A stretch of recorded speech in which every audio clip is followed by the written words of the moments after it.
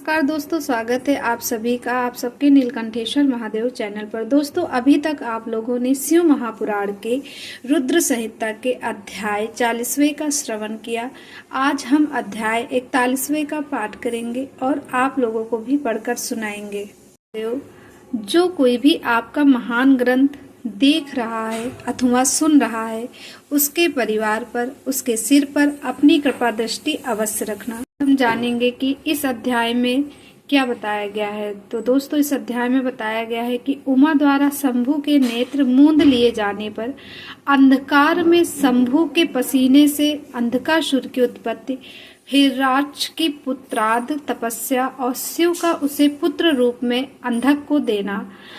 तो दोस्तों, आज हम ये सब कुछ जानेंगे इस अध्याय में। तो अगर वीडियो थोड़ा सा लंबा होगा तो इसे हम 2 पार्ट में कर डालेंगे। आप लोग को चैनल पर वो उपलब्ध हो जाएगा।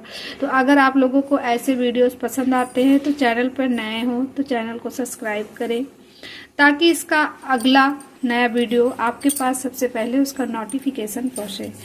तो हर हर महादेव दोस्तों, चलिए आगे पढ़ते हैं। कुमार जी कहते हैं, व्यास जी, अब जिस प्रकार अंधकासुर ने परमात्मा शंभु के गड़ा अध्यक्ष पद को प्राप्त किया था, महेश्वर के उस मंगलमय चरित्र को श्रवण करो। मुनीश्वर, अंधकासुर ने पहले शिव जी के साथ बड़ा घोर संग्राम किया था, परंतु पीछे बारंबार सात्विक भाव के उद्रेक से उसने शंभु को प्रसन्न कर लिया। क्योंकि नाना प्रकार की लीलाएं करने वाले शंभु शरणागत रक्षक तथा परम भक्त वत्सल हैं, उनका महत्व परम अद्भुत है। व्यास जी ने पूछा, ऐश्वर्यशाली मुनिवर, वह अंधक कौन था और भूतल पर किस वीरवान के कुल में उत्पन्न हुआ था? दैत्यों में प्रधान तथा महामनुष्यवी उस बलवान अंधक का स्वरूप कैसा था और वह किसका पुत्र था? उसने परम तेजस्वी शंभु की गड़ा अध्यक्षता को कैसे प्राप्त किया? यदि अंधक गणेश्वर हो गया तब तो वह परम धन्यवाद का पात्र है। सनत कुमार जी ने कहा, मुने, पूर्व काल की बात है, एक समय भक्तों पर कृपा करने वाले तथा देवताओं के चक्रवर्ती सम्राट भगवान शंकर को विहार करने की इच्छा हुई। तब वे पार्वती और गणों को साथ ले अपने निवास भूत कैलाश पर्वत से चलकर काशीपुरी में आए। वहां उन्होंने उस पुरी को अपनी राजधानी बनाया और भैरव नामक वीर को उसका नियुक्त किया। फिर पार्वती के साथ रहते हुए वे भक्तजनों को सुख देने वाली अनेक प्रकार की लीलाएं करने लगे। एक समय वे उसके वरदान के प्रभाववश अनेकों वीराग गणेश्वरों और शिवा के साथ मंदराचल पर गए और वहां भी तरह तरह की क्रीड़ाएं करने लगे। एक दिन जब प्रचंड पराक्रमी कपर्दी शिव मंदराचल की पूर्व दिशा में बैठे थे, उसी समय गिरिजा ने नर्म क्रीड़ावश उनके नेत्र बंद कर दिए। इस प्रकार जब पार्वती ने मूंगे, सुवर्ण और कमल की प्रभाव वाले अपने कर कमलों से हर के नेत्र बंद कर दिए, तब उनके नेत्रों के मूंद जाने के कारण वहां क्षण भर में ही घोर अंधकार फैल गया। पार्वती के हाथों का महेश्वर के शरीर से स्पर्श होने के कारण शंभु के ललाट में स्थित अग्नि से संतप्त होकर मद जल प्रकट हो गया और जल की बहुत सी बूंदें टपक पड़ी। तदंतर उन बूंदों ने एक गर्भ का रूप धारण कर लिया। उससे एक ऐसा जीव प्रकट हुआ जिसका मुख विकराल था। वह अत्यंत भयंकर, क्रोधी, कृतंध, अंधा, कुरूप, जटाधारी, काले रंग का मनुष्य से भिन्न बेडोल और सुंदर बालों वाला था।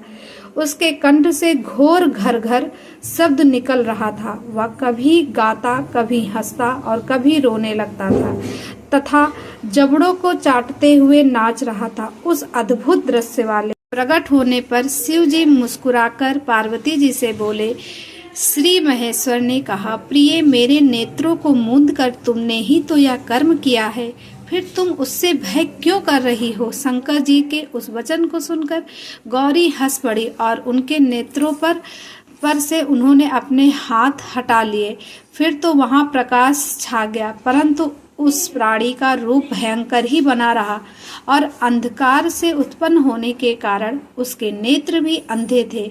तब वैसे प्राणी को प्रकट हुआ देखकर गौरी ने महेश्वर से पूछा। गौरी ने कहा, भगवान, मुझे सच सच बताइए कि हम लोगों के सामने प्रकट हुआ यह बेडोल प्राणी कौन है?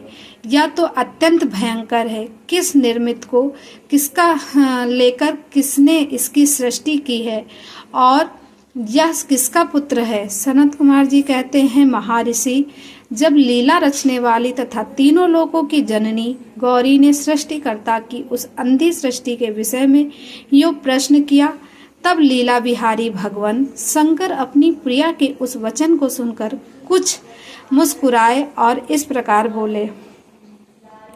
महेश्वर ने कहा, अद्भुत चरित्र रचने वाली अंबिका के सुनो, जब तुमने मेरे नेत्र मूंद लिए थे उसी समय यह अद्भुत एवं प्रचंड पराक्रमी प्राणी मेरे पसीने से प्रकट हुआ। इसका नाम अंधक है।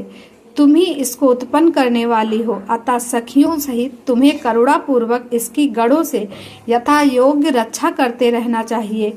आर्य, इस प्रकार बुद्धिपूर्वक विचार करके ही तुम्हें सब कार्य करना चाहिए। सनत कुमार जी कहते हैं, मुने, अपने स्वामी के ऐसे वचन सुनकर गौरी का हृदय करुणार्ध हो गया। तो दोस्तों, यहीं पर वीडियो समाप्त करते हैं। अगर पसंद आया हो तो चैनल पे नए हो तो चैनल को सब्सक्राइब जरूर करें। इसके आगे की कथा आप लोगों को सेकंड पार्ट में प्राप्त होगी। तब तक के लिए हर हर महादेव।